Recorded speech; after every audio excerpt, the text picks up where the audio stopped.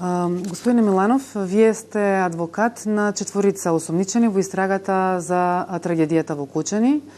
Меѓу нив се и поранешните функционери, екс-министерот Крешник Бектеши, поранешниот директор на ДЗС Беки Максути и со проширувањето сега и поранешниот министер за економија Незири. Првите двајца се во притвор, а за Незири беше определен куќен притвор. Дали има некаква промена за мерките? Се жалевте вие за притворите?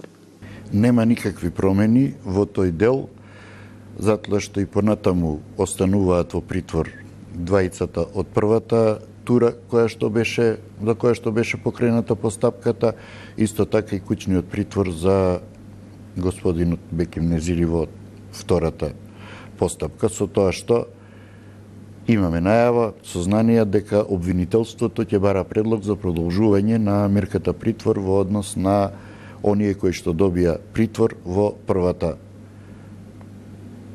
фаза, односно првата група за која што беше донесена и спроведена наредбата за спроведување на истрага.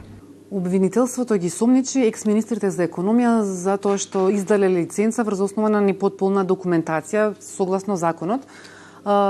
Што има во истрагата од она што досега сте го виделе?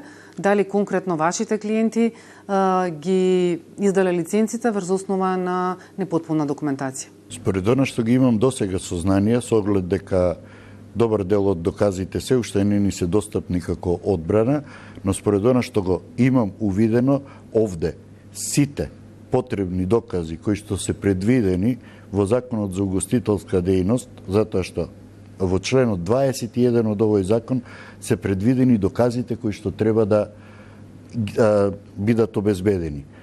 Тие докази се поголемиот дел од формално правен аспект, односно одлука на општината за висината на надоместокот, уплатници за тој надоместок, тековна состојба за правниот субјект кој што управува со тој објект, изјава на оној кој што е управител на тој правен субјект кој што ќе го стопанисува кабарето, дискотеката или ноќниот клуб, во која што тој самиот под морална, кривична и граѓанска одговорност тврди дека во конкретниот случај се исполнети сите минимално технички услови за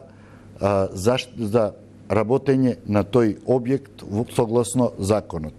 И тука е проблемот што таа изјава со нејзина заверка кај нотар е документ на кој се издаваат овие лиценци. Единствениот документ кој што се бара од некоја институција, освен на одлука за на висината на надоместокот од општината, е мислење од Министерството за внатрешни работи за исполнување на услови за доволен број на паркинг места и пристап за брза помош и евентуално противпожарна служба. Тие документи се обезбедени и тие документи постојат. Така што, ако одиме по таа логика, и сите активно во овој момент лиценци кои што се издадени потполно на истата документација. Ниту во тие досиеа или документи за активните лиценци нема ниту еден друг документ, освен овие кои што се предвидени во законот. Ги немало ниту велат некомплетна документација. Имавте вие таков увид?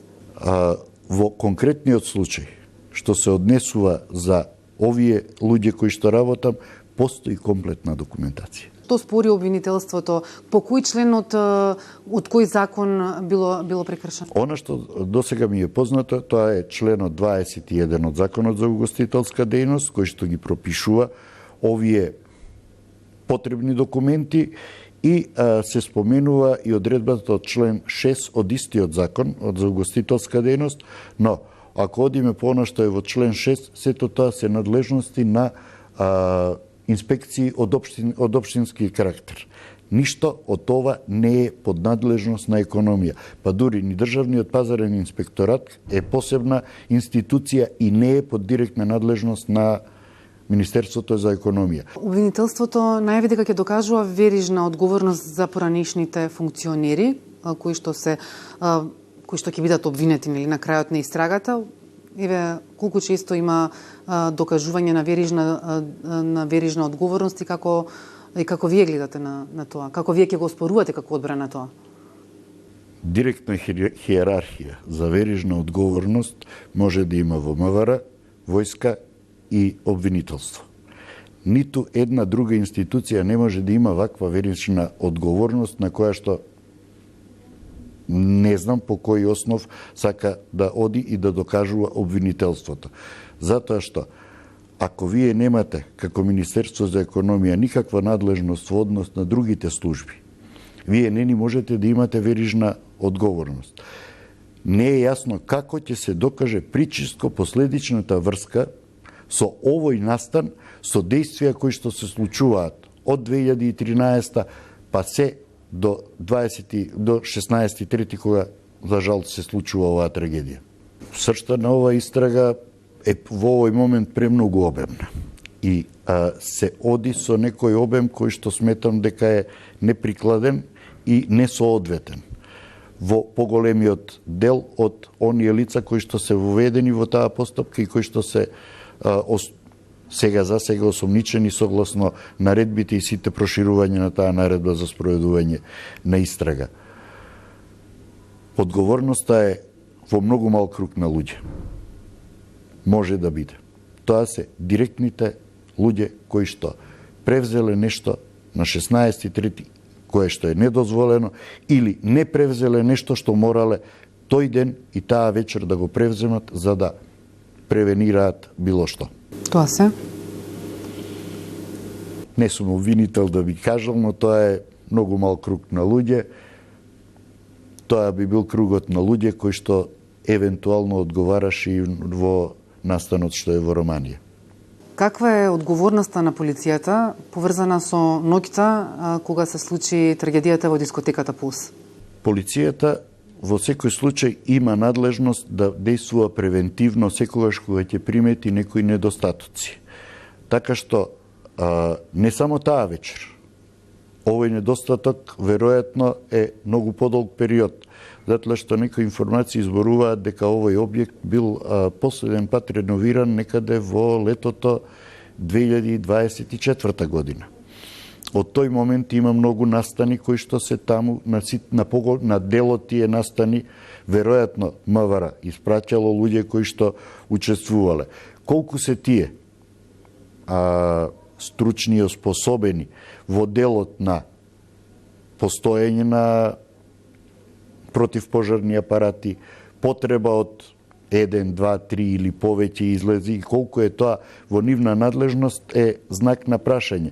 Но сепак тие во делот на присуството на малолетници, во делот на присуство на многу поголем број на луѓе можеле да интервенираат и можеле при секој настан каде што забележат некоја таква состојба да интервенираат, па дури и за она што се случува, евентуално да побараат од другите органи, инспекцијски служби, да превземат некои действија, да направат контроли или да утврдат некоја фактичка состојба. По последното проширување, јас би рекол дека главниот товар и главниот удар се обидуваат да одат кон Дирекцијата за заштита и спасување. Кои се законските одредби и прописи од тој закон и правилници кои што беа споменати од Републичкиот јавен обвинител, навистина за сега не се споменати. Она што стои од законот за